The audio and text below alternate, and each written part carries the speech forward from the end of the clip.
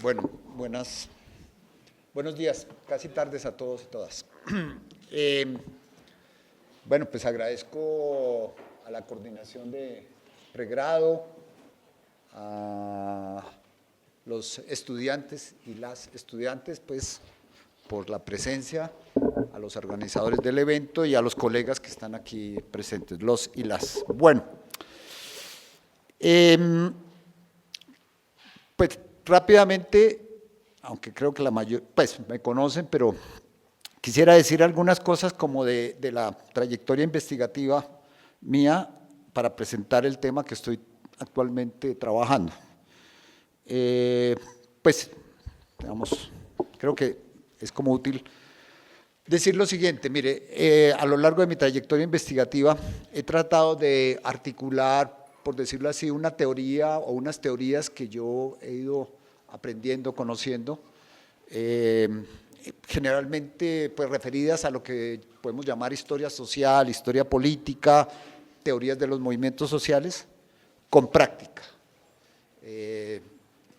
Sobre todo procesos de acompañamiento a los movimientos sociales, pues no a todos en general, y en particular métodos de investigación también activos y pues participativos, o ahora llamados colaborativos.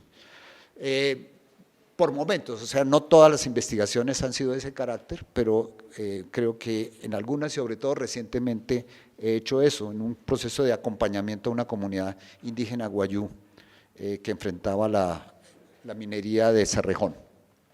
También de alguna manera he tratado de articular pasado y presente, es decir, desde mis investigaciones de comienzos del siglo XX hasta investigaciones de tiempos recientes. La historia social, por decirlo así, clásica, referida a actores y movimientos sociales con una historia política y cultural, pues obviamente referida a grupos subalternos. Los métodos cuantitativos y cualitativos, es decir, yo trato de hacer cuantificación, hacer series estadísticas, hacer algún trabajo de ese estilo con métodos cualitativos que son realmente los que más predominan, pero me parece importante eso. Y en particular, pues el trabajo con historia oral o con memoria ha sido muy fuerte. Y en ese sentido también he tratado de articular memoria de los movimientos sociales, muchos de ellos que han sido víctimas de la violencia política en nuestro país, con el trabajo pues, del historiador en el sentido de contextualizar, tratar de comprender esa memoria que de alguna manera hemos tratado de reconstruir. Y en ese sentido, pues, quienes me conocen saben que yo he venido trabajando pues, temas de movimientos obreros en principio, movimiento obrero, movimientos sociales, izquierdas sociopolíticas, violencia contra el sindicalismo y recientemente aspectos del movimiento indígena. Bueno, ¿en qué estoy en este momento?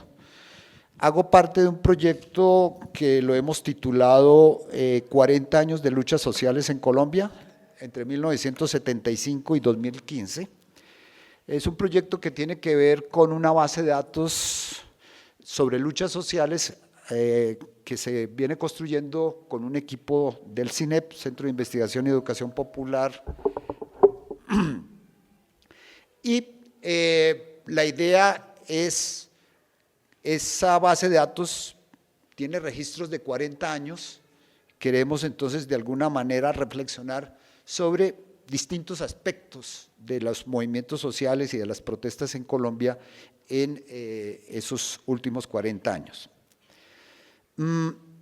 Pues además de coordinar un poco la investigación, yo he tenido o me he concentrado en el tema de la relación entre el Estado y los movimientos sociales.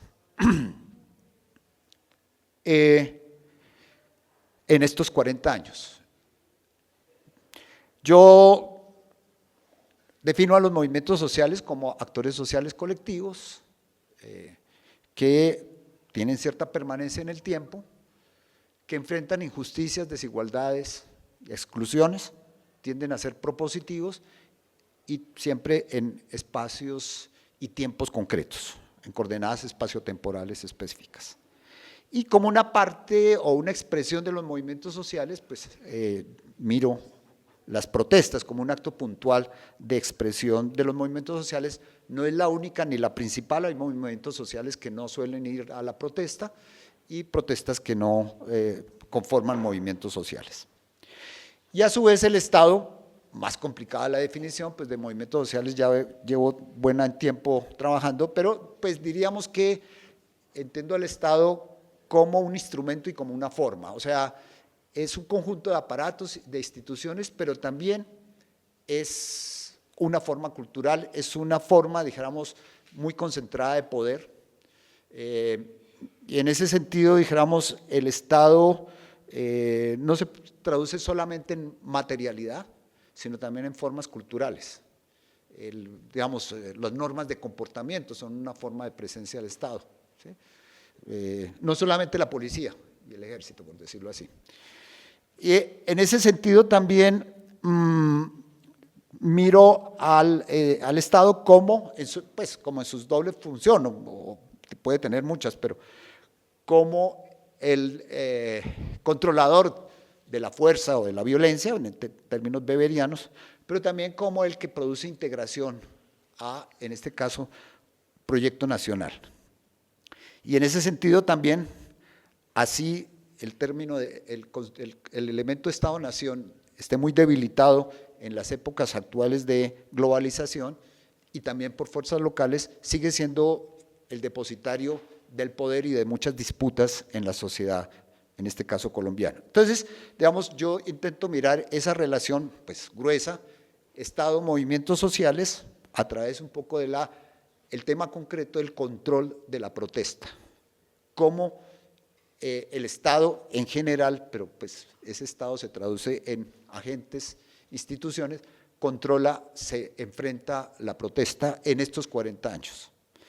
Y eso me ha llevado a un tema que curiosamente vamos a estar cerca con Max, tendré que oírlo, y es la policía. Él está escribiendo algo sobre historia de la policía, yo no sabía, y para mi sorpresa vamos a estar de pronto debatiendo. Claro, mi enfoque es más de historia social y política, como les digo, no sé el de él, habrá que oírlo. A ese respecto entonces, ¿qué he estado mirando? Pues básicamente esa base de datos que les digo, que tiene cerca de 22.000 registros de protestas entre 1975 y 2015. De ahí yo he extraído aquellas protestas que han tenido problemas, choques con básicamente la policía, a veces con el ejército, en algunos casos con el DAS, en fin, o con paramilitares, y tratar de encontrar las respuestas que han sido, digamos, represión, la clásica represión, pero también aquellas respuestas que han sido negociación o concertación. Estas últimas menos visibles, las otras más visibles, pues la prensa suele reportar cuando hay represión, heridos, detenidos, ¿sí? Muertos desafortunadamente. En cambio, cuando hay negociación, no mucho. Pero, digamos, eso es lo que estoy mirando. Evidentemente en un contexto como el contexto colombiano de una violencia generalizada y en particular contra los actores sociales y políticos. Pero mi tema, por decirlo así, no es la violencia estrictamente paramilitar y todo esto, sino la que se genera en el contexto de una protesta. Entonces, claro, sí tengo que ver mucho con el SMAT, que se hace desde que lo crean, 2002, se hace visible y en toda protesta que ha habido represión prácticamente está el SMAT. Entonces, obviamente eso va a producir reflexiones. Pues, y digo yo, bueno, me quedan 4 minutos, creo muy generoso, creo que vamos a utilizarlos menos. De alguna manera también esto está pensado un poco en términos del posconflicto, o sea, no es que quiera dar lecciones a la sociedad ni nada de esas cosas, pero sí yo preveemos que el grado de conflictividad social va a aumentar en la medida en que la paz se aclimate, porque pues por un lado en La Habana no se han solucionado los problemas de los movimientos, de los actores sociales, no se trataba de eso, pues allí estaban negociando el ejército, las FARC y las fuerzas y el Estado, las FARC ambos decían representar al pueblo colombiano, pero en últimas, pues, el pueblo colombiano tiene que hacerse presente, representarse a través, digamos, de, entre otros, los movimientos sociales y sus expresiones también políticas. Entonces, creemos que va a haber una conflictividad social fuerte, muy similar, por ejemplo, a la del 2013, que se generalizó como paros agrarios y otras cosas.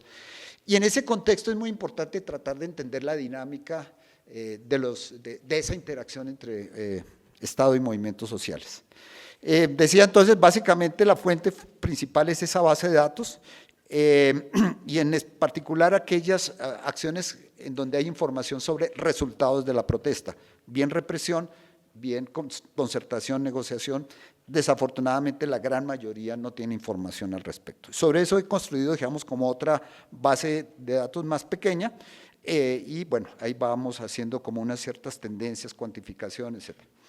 He leído también documentos de la izquierda, en colaboración con estudiantes de la carrera, hemos leído, revisado documentos políticos del Partido Comunista, Alternativa, Unidad Indígena y bueno, otras expresiones de prensa de izquierda, entrevistas y bueno, estoy en este momento revisando la revista de la Policía Nacional, una fuente muy interesante.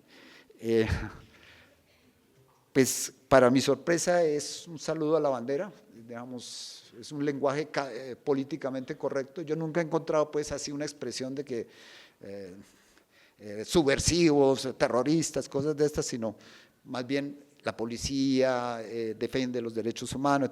Pero bueno, ahí vamos encontrando perlas y obviamente la comparación de los códigos de policía del 70, del 2016 y una serie de disposiciones al respecto. Eso es pues lo que yo quería presentarles. Gracias.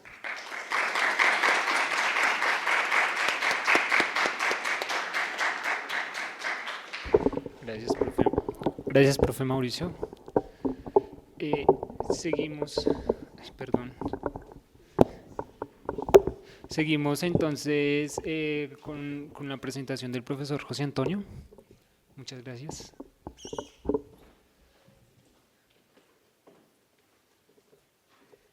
Bien.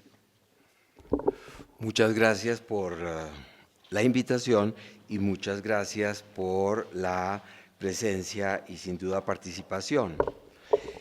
Bien, básicamente la mayoría de los trabajos que yo estoy realizando y he realizado recientemente carecen en gran medida de precedentes. Es decir, nos ha tocado crear muchísimo o buscar bibliografía de difícil consecución. En primer lugar, dirijo una tesis doctoral del profesor Erley Aguirre Serrano de la Facultad de Medicina y esta tesis se orienta, tiene unos objetivos múltiples. Un tema que me es muy importante es el problema de la salvaguarda del patrimonio documental del país y en este caso de la universidad. Es decir, que considero que el departamento debe comprometerse muchísimo más con la salvaguarda de memorias, es decir, no basta la historia síntesis, no basta la descripción, sino es necesario desplegar toda una serie de actividades para recuperar y poner a salvo ese patrimonio. Tal vez me adelanto al profesor Aguirre Serrano señalando que las tesis de medicina, que ascienden más o menos a 3.044, utilizando una expresión de Bruno Latour, entre la distinción entre dato y obtenido. Pues un dato es algo que se encuentra en una fuente y que uno, si lo necesita, lo traslada a su propia fuente. Este es un obtenido. Es decir, llegar a la conclusión de que son 3.044 tesis las que conserva la universidad ha requerido un extraordinario trabajo, pero no solamente ese número, sino que están en un lugar seguro, están signaturizadas. Es decir, esas tesis estaban diseminadas en distintos lugares de la Biblioteca Central y fueron agrupadas.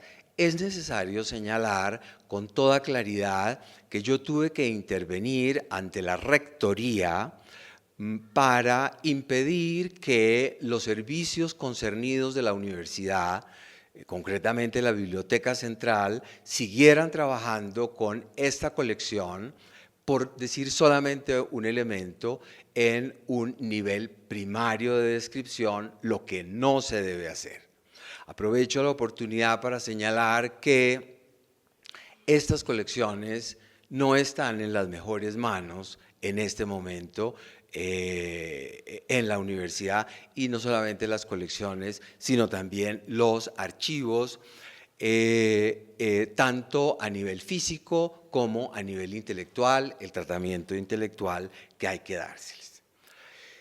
Bien, yo ya puedo dar un parte de victoria en el sentido que la base de datos de 3.044 ítems, como les decía, está no solamente muy desarrollada, el estudiante en este caso, y hoy en día le concedo la razón, operó en contra de mi voluntad. Yo lo que pretendía es que en la tesis doctoral él únicamente se limitara a diseñar el proyecto que luego de la tesis él trabajaría. Hoy en día creo que él tenía razón en la medida en que es indispensable aproximarse a las tesis, leer su contenido, aproximarse a esto para plantearse los problemas. Hay algo muy novedoso, es que los parámetros intelectuales con los cuales se ha analizado esta colección son completamente novedosos en Colombia y no tienen nada que ver con historia de la ciencia. Tienen que ver con bibliografía, tienen que ver con archivística, tienen que ver con documentación, tienen que ver con diplomática. Y eso para mí también es una fuente de inmensa satisfacción. También señalarles que uno de los resultados que ya está verbalizado, escrito, es que es la fuente más importante para el estudio de la historia de la medicina en Colombia y es la fuente menos utilizada en las historias de la medicina en Colombia. Bien, pero eso es, digamos, otra cosa bastante importante, es que a pesar de ser la fuente más importante para estudiar la medicina entre 1874 y 1954, 1960, a pesar de esa condición, la universidad nunca ha tenido un liderazgo en materia de bibliografía o recuperación documental. Digamos, esto me parece que es algo con respecto a lo que debemos, reflexionar muchísimo. He realizado, me gusta mucho escribir artículos con estudiantes. Hasta ahora lo he hecho con estudiantes del pregrado. Escribí un artículo sobre las cuentas de la expedición botánica, donde llamaba la atención que en el mundo, cuando se exploran los índices, nos preocupamos demasiado, como diría Bruno Latour, del logos, del pensamiento de los científicos, y descuidamos muchísimo el fundamento administrativo y el fundamento logístico de la acción científica. Y entonces tomamos el libro de cuentas de la expedición y produjimos un artículo de 80 páginas.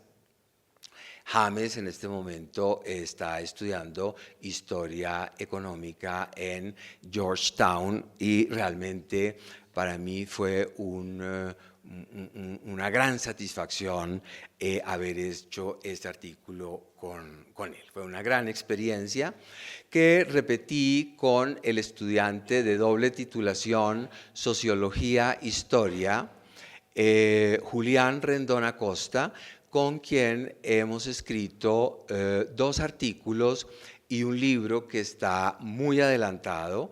Los artículos se publicaron en Historia Crítica, en el último número aparece 21 líneas que cambiaron la historia de la ciencia en Colombia, y en Fronteras de la Historia, la formación de hebéfilo naturalista. También ha sido una inmensa satisfacción saber que, esperar que pueda yo firmar un libro con un estudiante.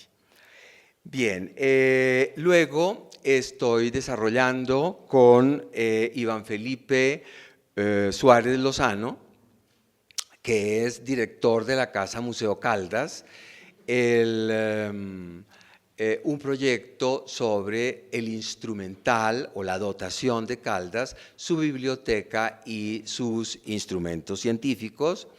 Ya estamos, yo creo que esta semana entregamos el primer artículo a la Academia de Ciencias Exactas, Físicas y Naturales. Y también aquí es muy importante señalar la continuidad de un proyecto que tuve en la Biblioteca Nacional y que consiste en la reconstrucción de la Biblioteca de la Expedición Botánica, que es el principal vehículo bibliográfico para la introducción de las luces en el Nuevo Reino de Granada. Tengo también la satisfacción de informarles que son más o menos 3.800 libros, de los cuales hemos ya identificado en una base de datos con enlaces permanentes unos 1.500 libros. Falta todavía historia y literatura y teología por, digamos, lo más importante que falta.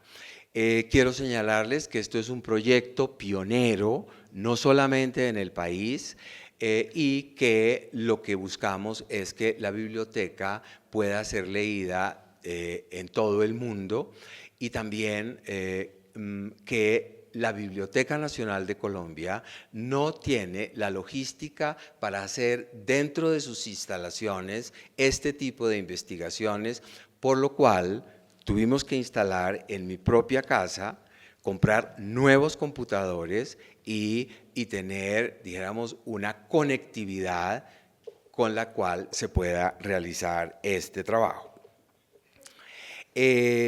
Estoy trabajando también con la estudiante del pregrado, Angie Lozano, en una donación de Manuel del Socorro Rodríguez a la Biblioteca Nacional, y ha sido muy interesante ver cómo es la primera vez que la Biblioteca Nacional tiene una sección de literatura que ninguna biblioteca universitaria, y tampoco la biblioteca de los jesuitas, que es la base de la Biblioteca Nacional, tenía una sección de literatura. De manera que Angie va a graduarse, y su trabajo de grado nos hemos propuesto como objetivo escribir un artículo, y probablemente vamos por la mitad. Bien, estoy también muy entusiasmado con iniciar el tema de la historia de la lectura con el estudiante Juan Pablo Díaz de la maestría. Estimo que la problemática ya está por buen camino. Me parece que es muy novedosa para, con base en un problema, embarcarnos en unas herramientas teóricas y metodológicas para el caso. Bien,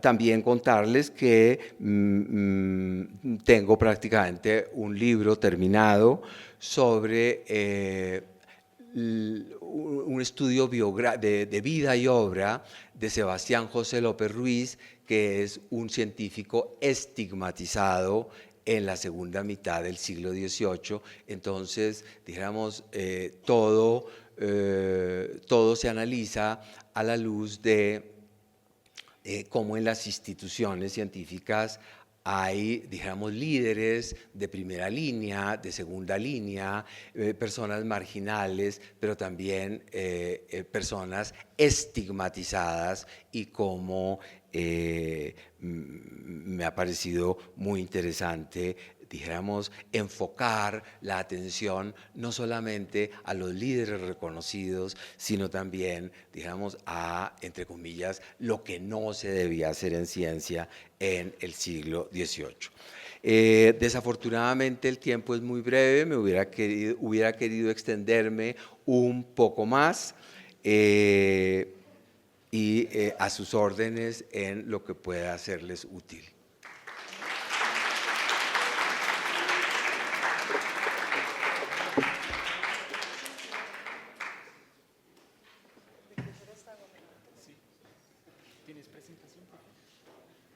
Una diapositiva.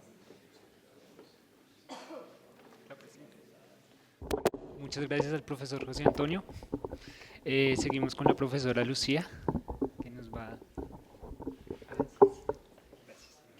Bueno, pues ya llegando al mediodía, para mí será un placer presentarles de manera bastante general un poco los proyectos en los que estoy implicada en este momento, y también pues después de las presentaciones de profesores de tan amplia trayectoria, a quienes respeto mucho, pues realmente me parece interesante como los contrastes que pueden darse con una persona que está como en proceso de construir precisamente esa trayectoria. Entonces eso creo que puede ser algo interesante, y pues me parece que la organización de estas jornadas pues era una necesidad muy sentida desde hace mucho tiempo en el departamento, y creo que es una ocasión excelente, sobre todo para profesores como yo, que apenas quieren como contar un poco qué es lo que, en qué tipo de investigaciones trabajan y un poco desde qué perspectivas lo hacen. En ese sentido, pues lo primero que yo creo que puedo poner de relieve es que adicionalmente a las investigaciones individuales en archivo o bien en hemerotecas, etcétera, pues nosotros, por lo menos en mi caso, privilegiamos mucho el trabajo en red, trabajos de colaboración con otros investigadores ubicados en diferentes universidades, pues no solamente del país, sino a veces de otros países. Entonces yo creo que inicialmente lo que quisiera comentar en ese sentido es cómo nos vamos ubicando y vamos creando como precisamente esas conexiones, y para ello pues simplemente comentar que el trabajo que yo hago se hace en el marco de varios, digamos, contextos de alguna manera institucionales. El primero de ellos, pues la línea de Historia, Espacio y Territorio, que hace parte del grupo de estudios sobre la problemática urbano-regional de Colombia, que es de los departamentos de Historia y Geografía. En segundo lugar, la Red Razón Cartográfica, que entre otras tuvo nacimiento en el departamento de Historia, ¿sí? Y que en este momento pues es una de las más relevantes que existen en el ámbito hispanoamericano con respecto a la historia de la cartografía. Creo que modestamente podemos decir que en el departamento de Historia tenemos un nodo de esta red, de manera que quienes de pronto les interese trabajar en ese sentido pues serán bienvenidos. Y finalmente, un elemento para resaltar que me parece bien interesante es cómo en conjunto con otros profesores del departamento y de otros departamentos, aquí menciono en particular a la profesora Estefania Gallini, hemos considerado vital crear un espacio como el del laboratorio de cartografía histórica e historia digital, precisamente para empezar a trabajar no solamente de manera individual, sino colectiva, conjunta en este tipo de temas en el departamento. Creo que el laboratorio ha tenido como como bastante, ya ha empezado a tener como una relevancia y esperamos que lo siga teniendo. En ese sentido, pues, como puede notarse en estos ámbitos, digamos, institucionales, lo que me interesa a mí trabajar de manera tanto individual como en red es la perspectiva geográfica o geohistórica, particularmente en lo que tiene que ver con el siglo XIX colombiano. En este momento pues ya estoy como metiéndome con unas miradas más comparativas, de pronto con otros países latinoamericanos o hispanoamericanos, pero digamos siempre tratando de mirar lo que es lo que yo llamaría la historia territorial. Muy rápidamente quisiera hacer referencia precisamente para aprovechar este espacio como un pequeño debate historiográfico a una pregunta que me hizo el profesor César Ayala durante la grabación del programa Autores de Historias. Me pareció muy interesante aclararla, porque él me preguntó si lo que hacíamos nosotros, o por lo menos lo que yo trabajaba, perdón, tenía que ver con una mirada heroizante de los individuos que hacen los mapas, por decir así, una historia de bronce y de los, digamos, genios de la cartografía, o bien una historia de cómo los mapas son cada vez más exactos, precisos y objetivos. Y pues lo que quería aprovechar a responderle al profesor César, que además llegó en un momento clave, y aprovechando para comentarlo al público, a todos ustedes que nos acompañan, es que ese no es el enfoque que nosotros trabajamos. Nosotros, digamos, precisamente tratamos de confrontar esa mirada, ¿sí? Lo que queremos es más bien trabajar desde la perspectiva de lo que se conoce hoy como la cartografía crítica, pues que es una corriente que ya tiene como unos 20 años, bueno, más, pero que se ha fortalecido en los últimos 20 años, en la cual los mapas son tomados sobre todo como una producción social y cultural, cuya lectura nos permite entender más bien los procesos de apropiación, de limitación, pugnas y disputas por el territorio, que implican evidentemente una significación del mismo según diferentes ópticas que tienen que ver con grupos sociales, étnicos y políticos. Evidentemente pues no me puedo extender mucho más, de hecho ya no tengo casi tiempo, pero digamos que entendemos los mapas más como un vehículo para el conocimiento del territorio que exclusivamente como un objeto de estudio en sí mismo. En ese sentido, pues el mapa nos sirve como la puerta para comprender una mirada sobre el espacio y el territorio. Ya planteado un poco la perspectiva historiográfica de manera muy general, como lo han hecho pues los maestros que han hablado hasta ahora, simplemente muy rápidamente cuáles son los proyectos en los que estoy trabajando en este momento, un poco desde estas ópticas. Por favor, pones la siguiente diapositiva rápidamente. Pues voy a mencionarlos de manera muy general. El primero de ellos, que en este momento estoy coordinando yo, se titula Mapeando Colombia, la fabricación del territorio colombiano en mapas.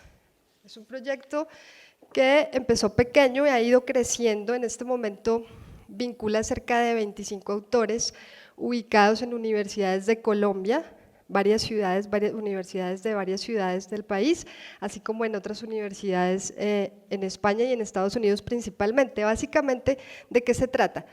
Sabemos que en las últimas décadas, la historia de la cartografía, sobre todo en la última década, la historia de la cartografía, desde la perspectiva que acabo de señalar, ha tenido un auge importante en el país, se ha manifestado en múltiples artículos, exhibiciones, tesis de maestría, pero no existe como tal una obra de conjunto que nos permita aclarar cuál es la problemática que estudiamos y darla a conocer a un público no solo académico, sino un poquito más amplio. En ese sentido, con este proyecto que vincula historiadores que trabajan desde diferentes perspectivas, lo que queremos es hacer como un compendio del estado actual de las investigaciones sobre historia de la cartografía relativas al territorio colombiano.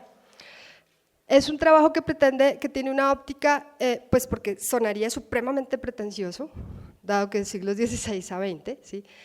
Pero más que el análisis de la historia territorial en un periodo tan amplio de tiempo, lo que queremos hacer es una mirada metodológica, cómo los autores hacen la lectura de los mapas, ¿sí?, relativos a diferentes épocas, para precisamente entender los cambios y las disputas en torno a la organización territorial sobre Colombia.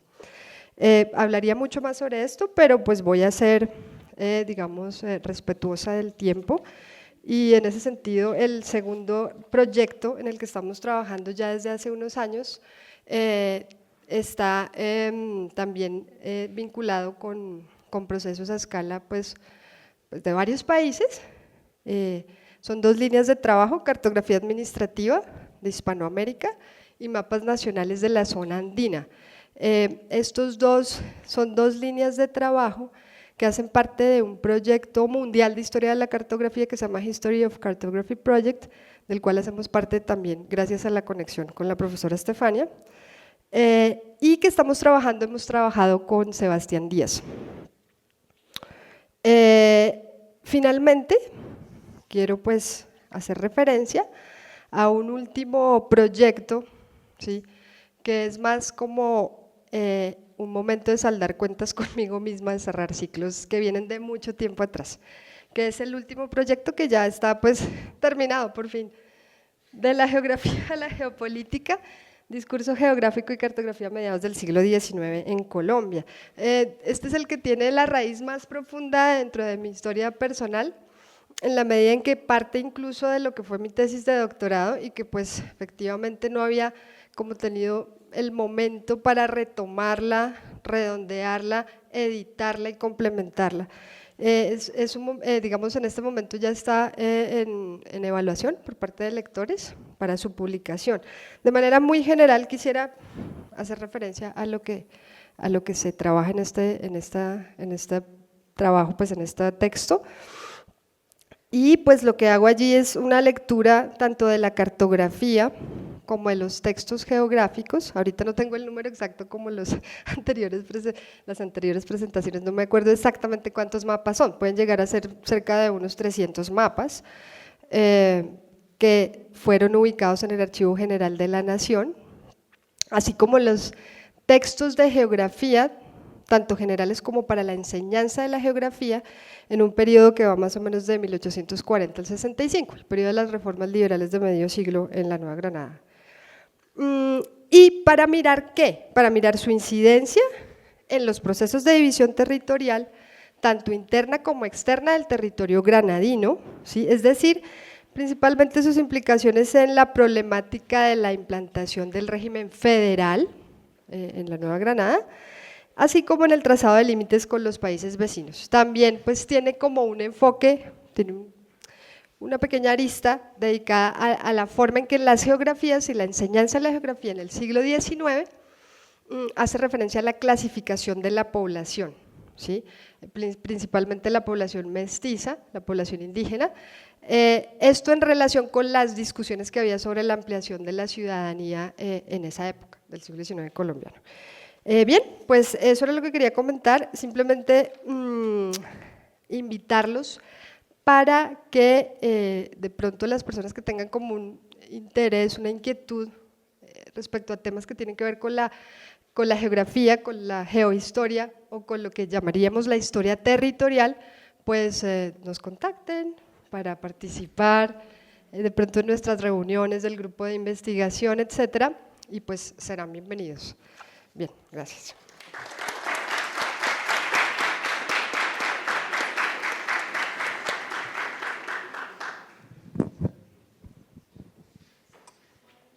Bueno, gracias profesora Lucía. Seguimos con el profe Sebastián, Max Sebastián. Muchas gracias. ¿No sabía, profesor?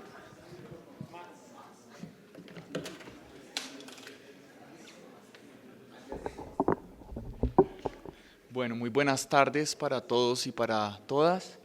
Antes que nada, pues unas felicitaciones para los estudiantes, la representación estudiantil y también para la coordinación de pregrado por haber tenido esta iniciativa de reunirnos a todos, varios estudiantes, pero también entre colegas. Yo creo que es importante escucharnos en estos espacios y yo creo que vale la pena. Bueno, voy a ser breve, voy a presentar parte de mi recorrido y las investigaciones que estoy realizando en este momento, sin soslayar algunas investigaciones preliminares que me conllevaron a estos temas.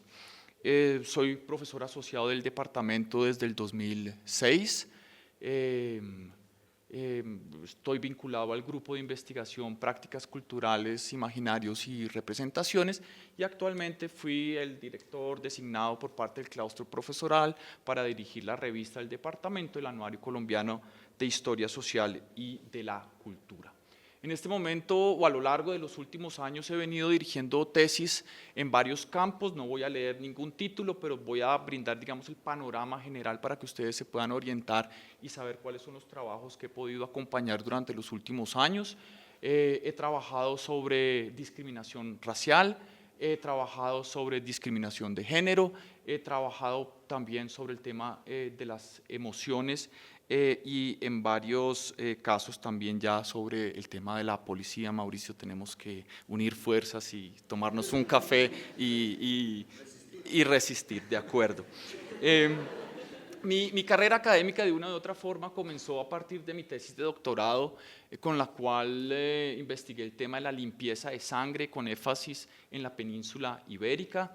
La limpieza de sangre era un dispositivo de poder que discriminaba a aquellas personas que tenían orígenes tanto judíos como musulmanes, por lo menos en el contexto de la península ibérica, a pesar de que se hubieran convertido al cristianismo, es decir, ya no la religión o la membresía, una comunidad religiosa era el elemento de discriminación, sino el origen empezó a ser un dispositivo de poder para obstaculizar los procesos de integración social. Estos elementos de la limpieza de sangre tienen un impacto obviamente en las colonias. Aquello que era invisible en la diferencia, que era el origen y las metáforas sobre la sangre, en el contexto colonial se empiezan a visibilizar. Es decir, existe una especie de somatización de esa diferencia que se ancla en los colores de la piel y que van acompañados por conceptos como la calidad, la pureza y la casta, generando una sociedad de personas que ameritaban ser incluidas en algunos monopolios de poder y otras evidentemente segregadas. Digamos, esto es como el trasfondo de los últimos 10 años de mi investigación. Acá he trabajado sobre estos aspectos, he publicado varios trabajos en el contexto de la península ibérica, en el contexto colonial de la actual Colombia, y también me he aventurado a trabajar sobre el concepto de orden y diferencia en el siglo XIX, en el incipiente siglo XIX y también a mediados del siglo XIX, donde hay una fase, digamos, muy virulenta debido a la abolición de la esclavitud en 1851. Después de todas estas investigaciones hay como un corte en mi carrera académica y en mis investigaciones, esto sobre todo a raíz de un año sabático, que me da tiempo para reflexionar, para cuestionarme también a mí mismo, y ahí recojo algo en términos teóricos de todo lo que venía trabajando, y es el concepto de la anomalía.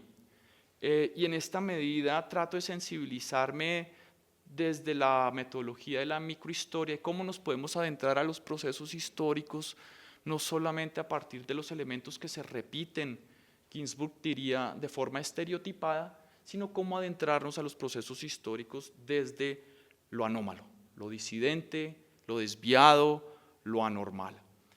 Y con esta secuela, digamos, de mis años de investigación en términos analíticos o términos teóricos, me aventuro al Archivo General de la Nación y empiezo a encontrar el Fondo Nacional de la Policía, y lo maravilloso de todo es que la policía está llena de desviaciones y anomalías, empezando por su propia institucionalidad. Entonces, para ser breve, en este momento mi tema actual es el análisis de la policía, para ser más precisos, de la policía de costumbres, a finales del siglo XIX en Colombia, en donde ya presenté un manuscrito que se encuentra en proceso de evaluación, con el objetivo de ser publicado, y acá trato de rescatar una perspectiva también sobre el Estado, pero no desde los epicentros de poder, sino a través de la vida cotidiana y de la importancia de esas microvigilancias que se negocian en el curso de las cotidianidades. Es el intento de tratar de hacer de aquello que pareciera ser insignificante algo con lo que le podemos brindar una lectura, una interpretación a las relaciones de poder y al Estado. Y esas vigilancias desde abajo, como las nombro en el libro, reconstruyen espacios de interacción entre la población y la vida y las costumbres de los ciudadanos de Bogotá. Y he tenido la suerte de encontrar unos casos maravillosos sobre los fantasmas y la policía, las peleas de gallos y la policía, las chicherías y la policía, y las recogidas de niños por parte de la gendarmería en Bogotá a finales del siglo XIX. Todo esto, de una o de otra forma, como una excusa para trabajar sobre temas mucho más profundos. Por ejemplo, cómo se regula la creencia a finales del siglo XIX a partir del castigo de unos policías que creen en fantasmas. ¿Qué incidencia tiene la neoescolástica y los discursos sobre la autoridad y la verdad? José David, sobre la intransigencia en esa época que usted también ha trabajado. ¿Cómo podemos utilizar las peleas de gallos como metáfora sobre el derramamiento de sangre y el derecho a matar y la pena de muerte que se vuelve a restablecer durante la época de la regeneración en ese entonces? Cómo en los tropeles y las discusiones de las chicherías podemos también generar reflexiones históricas sobre algo tan característico de nuestra sociedad, que es la cultura del denuncio como un mecanismo también de lucha social. Y por último, las recogidas de los niños como un eslabón que facilita la titulación de tierras para aquellas personas que logran construir colonias agrícolas, sobre todo en los cafetales, y de la mano con esas recogidas de niños que deben ser limpiados de la ciudad, lo que en los años 70, en los años 80 se conocían como los gamines, en ese entonces como los chinos de Bogotá, cómo ayudan a ser parte de esa apropiación de las tierras. 4 casos de la vida cotidiana que parecieran insignificantes, pero que nos permiten pensar el Estado desde otras perspectivas. Ahí también la revista La Policía es absolutamente clave. Termino con esto. Sergio ya me está dando algunas señas. Agradezco la invitación. Muchas gracias.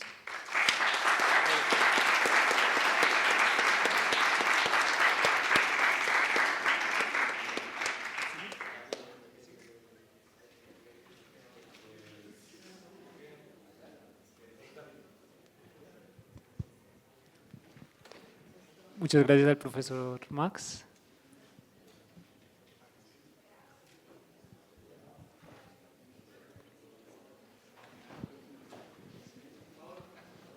Profe.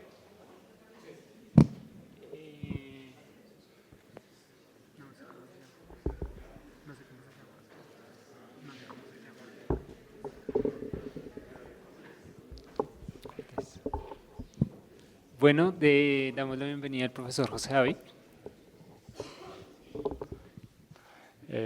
Buenas tardes. Yo inicialmente agradezco la invitación al evento y también felicito la realización del mismo. Voy a comentar tres escenarios. Primero, pues, qué he hecho en términos generales. Segundo, qué estoy haciendo ahora. Y tercero, el tipo de grupos de investigación y redes a los cuales estoy vinculado. Yo desde el año 94 trabajo la historia de Colombia del siglo XIX, pero la historia del siglo XIX es muy amplia, la colombiana, y comencé a trabajar el hecho religioso, pero el hecho religioso hay que concretarlo. Y lo concreté desde la historia política en lo que es la relación Estado-Iglesia. Yo no trabajo historia de la Iglesia, aunque la historia de la Iglesia en Colombia está por hacerse, o de las iglesias, desde el punto de vista de la administración, la política, la economía, sino que a mí me interesa más la historia política, que esa es la base mía, historia política, en estrecha relación recientemente con la historia social y la historia cultural, de cómo la Iglesia como institución se relaciona con otros actores sociales. El poder, sobre todo, en el siglo XIX es mucho más fácil verlo desde allí, pero cómo se relaciona con otros. A partir de allí, pues comencé a hacer reflexiones desde la regeneración. Esa fue mi tesis de maestría, la cual le fue muy bien, una tesis distinguida con el Premio Nacional de Historia en el 97, pero pues no me quedé con eso. Yo comencé a trabajar a la mitad del siglo XIX y un corte en la producción es el doctorado en el Colegio de México, porque el doctorado me abrió varios escenarios. El primero es hacer historia comparada, que es fundamental ver los procesos propios y comenzar a mirar y mediar con otros, es decir, no quedarse en las minucias personales y en las micro, sino tratar de ver un asunto un poco más amplio. Es comenzar a trabajar México y comenzar a trabajar historiografía, que es también uno de los puntos en los cuales he venido trabajando. Pero el doctorado me permitió también, a partir de mi tesis, reflexionar durante 12 años sobre la historia del país en el siglo XIX y reflexionar todo el siglo XIX. Ese trabajo, que se llevó más o menos 12 años, es lo que queda en el libro que apareció publicado el año pasado, que es La Batalla de los Siglos, en donde al leer la segunda reseña que apareció de ese libro, me pareció que el reseñista apuntó a uno de los puntos que yo quería resaltar, y es cómo a partir de un tema que es la relación entre política y religión se puede leer todo un proceso histórico, una estructura que es la del siglo XIX, y creo que eso lo he venido haciendo, como les comento, desde el 94. Esa es a grandes rasgos la trayectoria. ¿Qué estoy haciendo ahora? Después de mi experiencia en México, pues comencé a trabajar primero historia comparada, pero en los recientes años me dedicaba a hacer más historia o a trabajar más historia mexicana. A partir de estancias cortas en México para revisar información en archivos y información impresa, sobre todo hemerografía. Y en el año sabático yo estuve en México gracias a una beca que otorga el gobierno mexicano a mexicanistas, es decir, a extranjeros que trabajan en México, que el nombre de la beca es muy bonito, es Beca de Excelencia Genaro Estrada para expertos mexicanistas. No sé si yo sea experto mexicanista o no, pero sí llevo un poco más de 10 años trabajando en México. Y a partir de allí trabajo un problema que es el que me tiene dando vuelta a la cabeza y del cual ya han salido algunas cosas, y es las representaciones y los imaginarios, y de allí la relación fuerte entre historia política, historia social e historia cultural, las representaciones e imaginarios sobre el protestantismo en México desde la independencia hasta la libertad de cultos en 1860. ¿Por qué tolerancia religiosa? Porque la tolerancia religiosa es la base para entender muchos problemas contemporáneos, sobre todo la libertad de conciencia, que es un problema que ustedes conocen, se media en el derecho a decidir la sexualidad, el aborto, el tipo de familia diferente al que nosotros hemos conocido tradicional, etc. Esos son como los temas gruesos que uno los puede ver desde el presente, pero que al hacer la revisión al pasado tienen su origen en la tolerancia religiosa, que es como John Locke lo dijo, la tolerancia religiosa es la base de la tolerancia política, y a partir de allí, desde la Reforma, cómo se van construyendo derechos y garantías individuales. Eso es lo que me tiene en este momento ocupado, trabajar alrededor de la tolerancia religiosa y mirar cómo desde ella se construyen otro tipo de tolerancias y libertades políticas e individuales, y cómo eso genera representaciones, imaginarios, consensos, disensos. Primero en el caso mexicano, que lo tengo ya más o menos consolidado, para poder comenzar a trabajar Colombia. Entonces ya les comenté las dos cosas en las que estoy, lo que hice y lo que he estado haciendo. Y cierro los grupos de investigaciones a los cuales yo pertenezco. Yo pertenezco desde que eso se llamaba Línea de Historia de las Religiones, cuando Colciencias creó ese esquema, a lo que hoy se llama el Grupo de Estudios Sociales de la Religión, que está adscrito al Centro de Estudios Sociales. Allí pues yo soy el único historiador, pues hay varios sociólogos.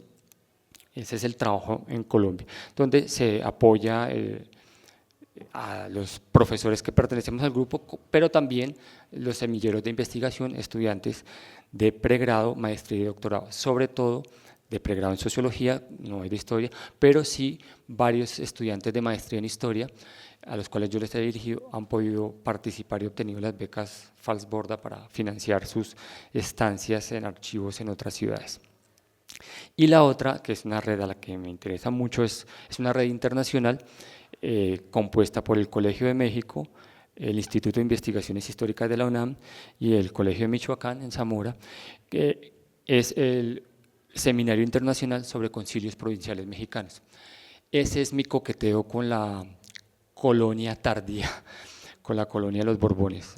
Yo trabajo el 19, pero para despejarme un poco, me dedico a veces a la colonia tardía o a trabajar historiografía, ver cómo los historiadores colombianos del 19 pensaron la historia del país, no solo Restrepo. Nosotros siempre hablamos de Restrepo para arriba y para abajo, pero buena parte de los textos que escribieron lo que uno podría llamar publicistas del 19, es decir, intelectuales, políticos y que publicaban en los periódicos, pues están escritos en clave de historia. Eso es lo que yo les puedo comentar de mi trabajo. Bueno, muchas gracias.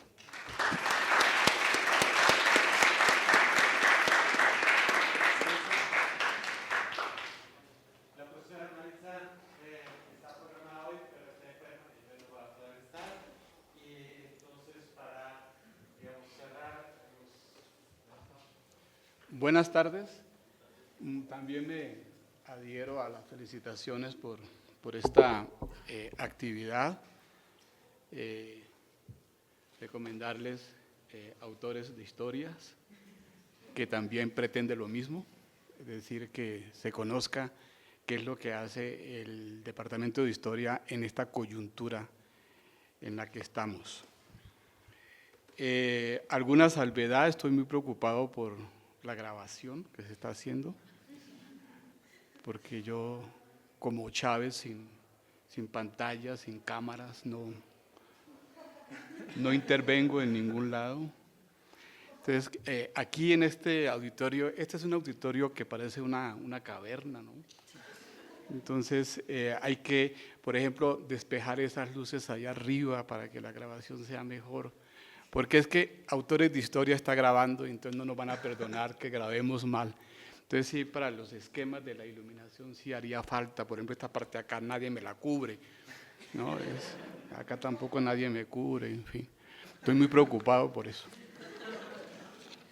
En fin, el departamento en serio debe avanzar un poco hacia estos tipos de comunicación y debe hacerlo lo mejor que pueda, porque nadie le perdona a uno cuando la grabación es mala. Bien, espero que no hayan esos problemas. Bueno, mi especialidad entonces, pues, yo pertenezco pues a los muebles viejos del departamento, hago parte de ese mobiliario, entonces no me voy a detener en todo lo que he hecho, sino en lo que más o menos estoy en este momento. Mi especialidad es la historia humana. Sí, aunque se rían, pero es la historia humana, es decir, la historia de la malparidez,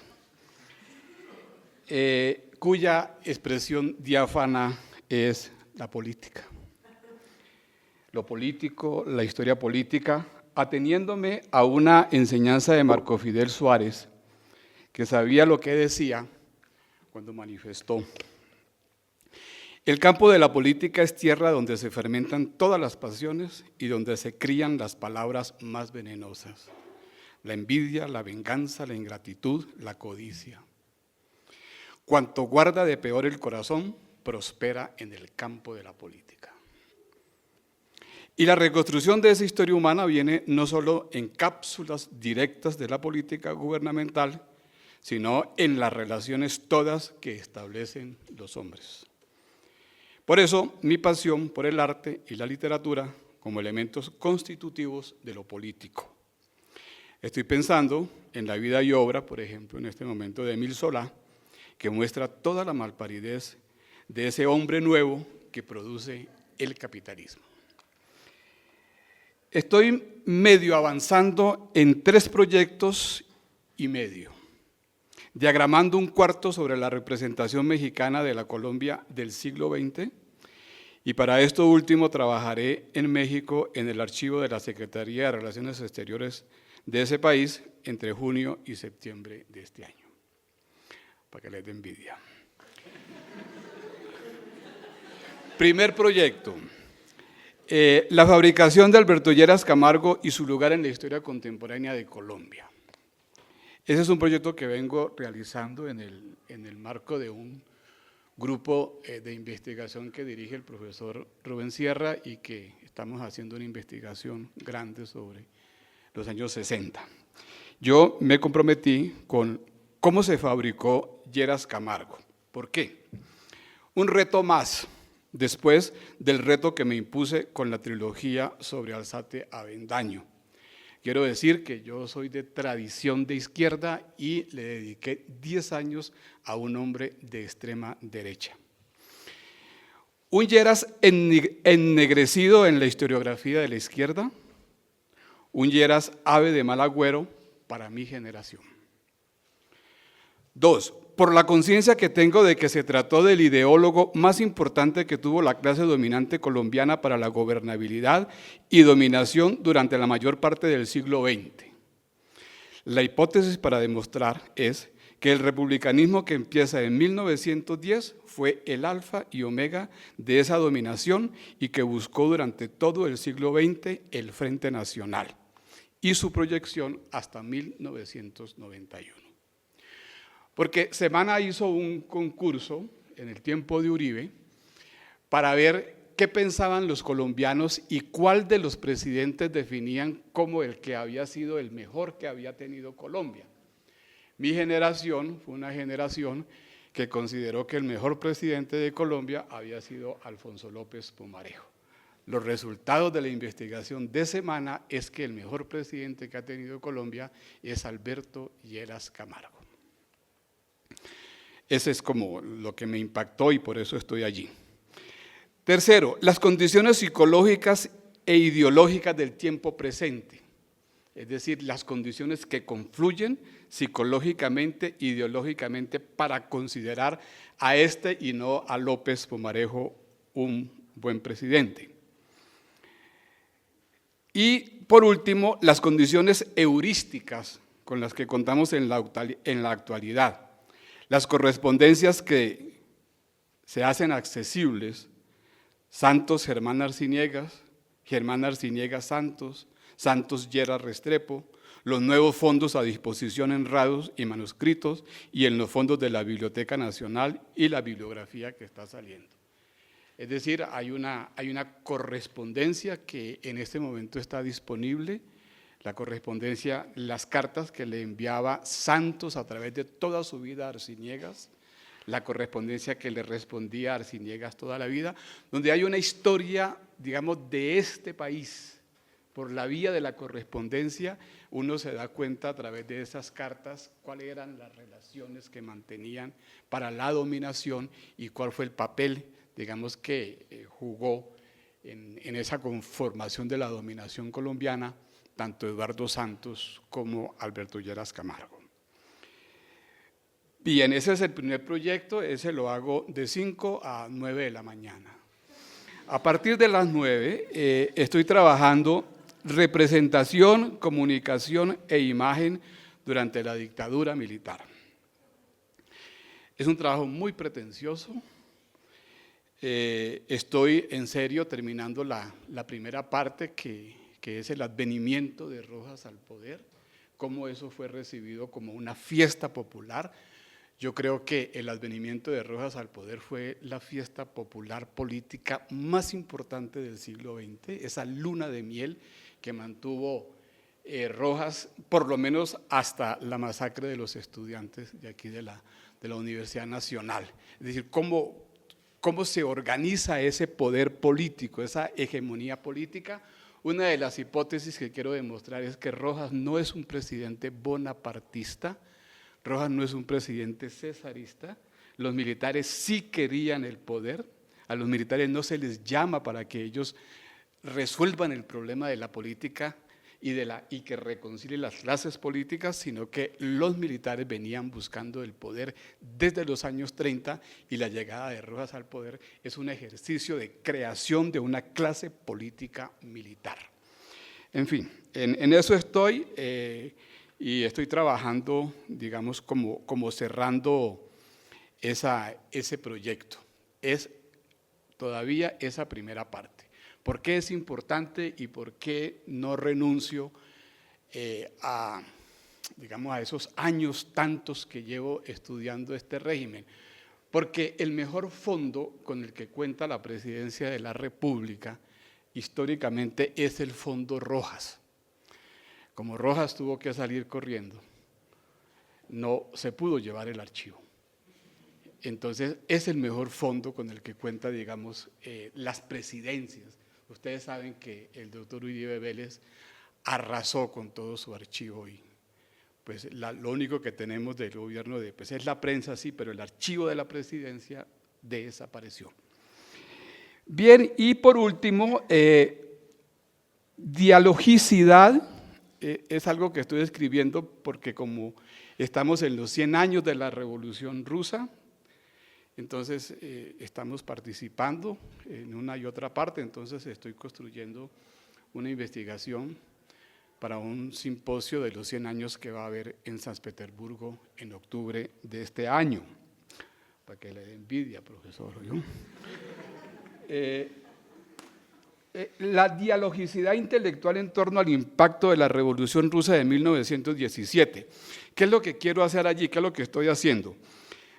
Recuperar el diálogo que entablaron los intelectuales alrededor de la problemática rusa y su adaptación en Colombia.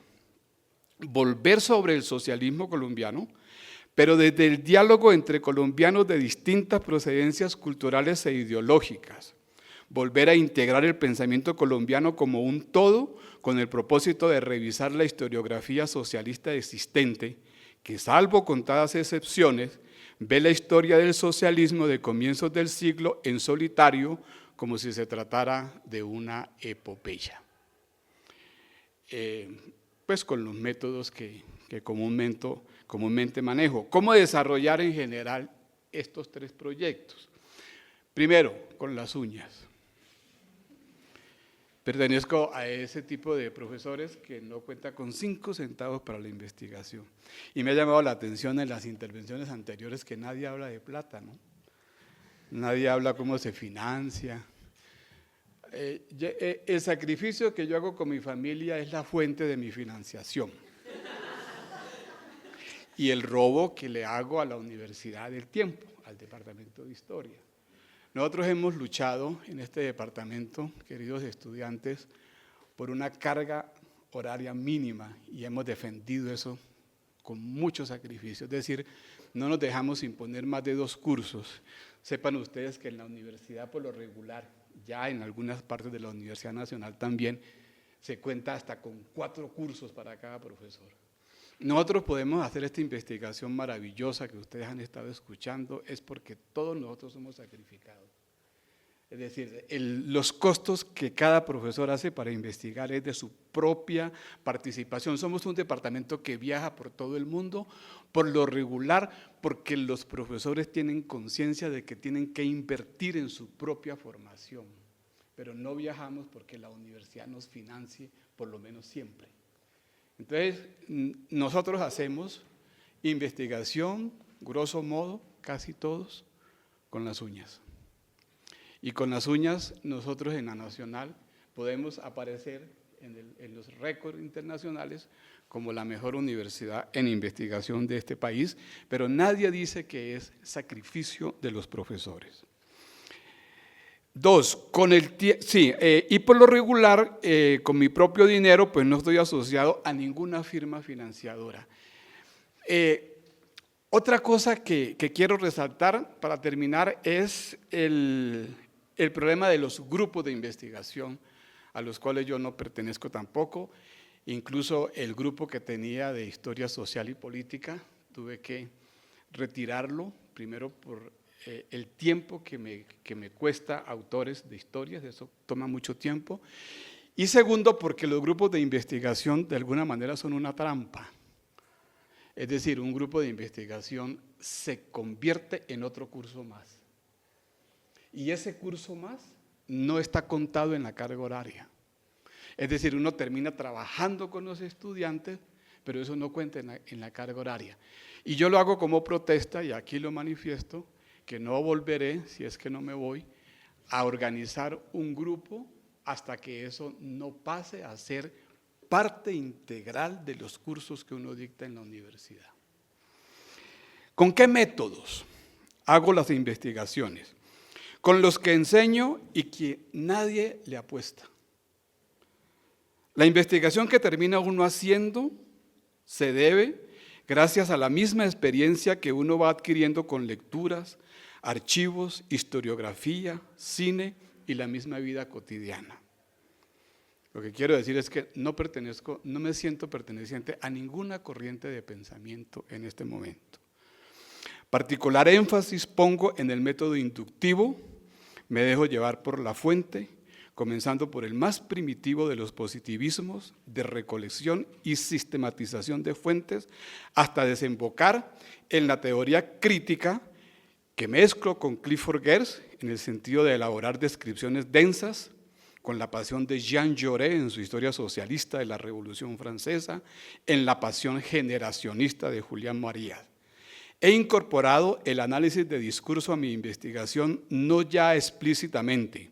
Trabajo con la lógica de la teoría del discurso, el análisis de contenido y el análisis crítico del discurso. Muchas gracias.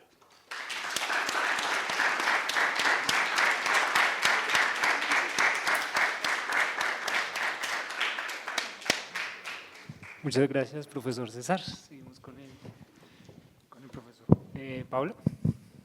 Gracias.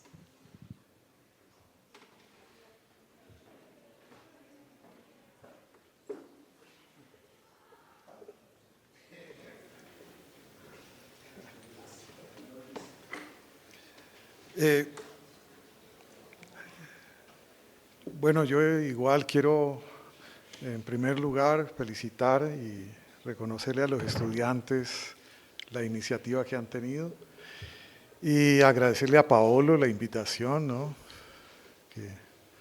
que lo ha hecho con mucho esmero. La verdad es que yo no me siento muy entusiasmado a esta hora, a la 1 de la tarde, de querer, no porque haya tenido una vida académica muy extensa, ¿no? Y de hecho no fue eso lo que me pidieron.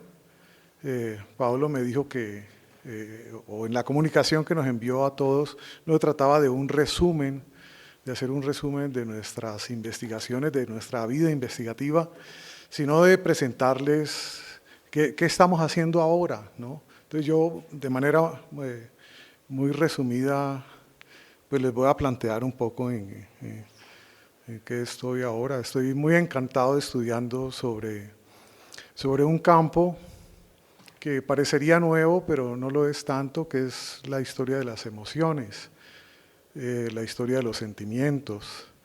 Es un tipo de historia que nosotros habíamos conocido y habíamos investigado como un poco en una tradición francesa de la sensibilités, ¿no? Entonces, no sé cuándo yo me vinculé, descubrí o percibí que había un ámbito, un espacio de la historia que tenía que ver con esto, ¿no? Por supuesto, yo me formé en la historia social y económica en los años 70 con grandes maestros. Conocí las fuentes, conocí los archivos y conocí la historiografía, creo que bien, ¿no? Pero soy parte de una generación que vio cambiar mucho el mundo y nosotros mismos hicimos parte de ese cambio y cambiamos, ¿no? Así que nuestro trabajo se vio orientado un poco a tratar determinados problemas, a descubrir grupos sociales, a analizar conflictos y eso, ¿no? Entonces, dentro de todo ello, claro, yo terminé orientándome al análisis de una unidad social en extremo que creía significativa, que fue la familia, pero decir familia es decir muchas cosas, ¿no? De tal manera que mi tesis doctoral la hice sobre la historia de la familia acá en Colombia en el siglo XVIII, y detrás o con eso vinieron estudios sobre la infancia, estudios sobre el matrimonio, sobre el divorcio, sobre la violencia conyugal, una serie de temas en relación con eso, ¿no? Después de haber estudiado esclavitud, haciendas, análisis o ese tipo de temas, ¿no? Yo creo que estaba tácito el estudio de las afectividades, de las emociones, de los sentimientos, ya en ese entonces, ¿no? Pertenezco a un colectivo de investigaciones en el Colegio de México desde hace unos 25 años, que nos reunimos de cuando en cuando para tratar determinados temas y los publicamos en libros. Resultado de eso han sido unos coloquios sobre el amor, sobre los miedos, sobre el odio, sobre la envidia, en fin. Ahora, escuchando a César, él hablaba de este tipo de, digámoslo, de emociones y de sentimientos. Y claro, que siempre se ha dicho que ese es el motor de la historia, pero los historiadores muy poco se han ocupado o le han dado valor efectivo a las emociones en sus estudios, en sus análisis, ¿no? Hay, claro está, unos pioneros en las investigaciones de esto que casi que se remontan a comienzos del siglo XX, ¿no? Como Johann Huizinga o Georges Lefebvre, Lucien Febvre y demás, ¿cierto? Pero tal vez el siglo XX fue el siglo de las emociones, el siglo de un reconocimiento del ser humano como un ser emocional, ¿no? Entonces cada vez se fue consolidando esto como un campo de investigaciones. Yo acabo de terminar un artículo para un libro que se publicará en España sobre el miedo en la época de la independencia. Y en ese texto digo que claro, la independencia es una época de héroes, ¿no? De lo que más se ha hablado es de héroes. Hablar de miedo en ese contexto no tenía ningún sentido. Entonces, la historia de las emociones concibe que la emoción es un lenguaje, es una expresión, ¿no?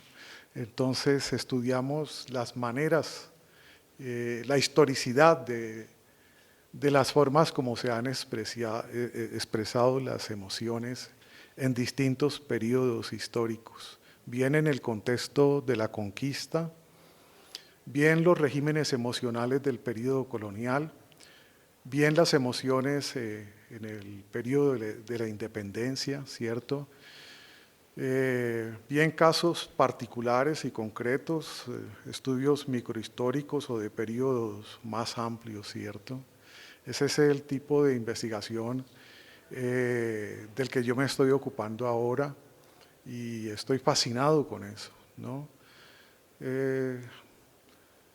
Después del imperio del análisis económico en la historia, digámoslo, de la fortaleza que mostró también la historia social y la historia cultural o de las mentalidades, se ha hablado ahora de un giro emocional en la historia, de integrar, de incluir las emociones al análisis histórico, ¿no?